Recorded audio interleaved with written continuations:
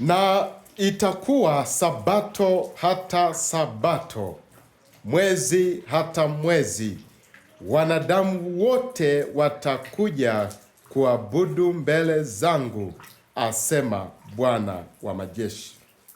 Mpendwa, hakuna siku ambayo Mungu alimpatia mwanadamu kama zawadi ya pekee kama siku ya Sabato, siku ya pumziko, siku ya kutafakari ukuu wa Mungu, siku ya kutafakari na kurejeshwa kiroho katika maisha ya kiroho.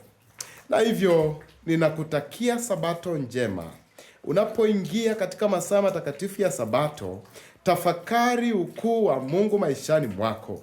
Achana na masumbuko ya dunia, achana na masumbufu ya hapa na pale, maana Mungu ametupatia nafasi ya kupumzika rohoni. Mungu akubariki unapoingia katika masaa matakatifu ya Sabato. Bwana awe pamoja nawe.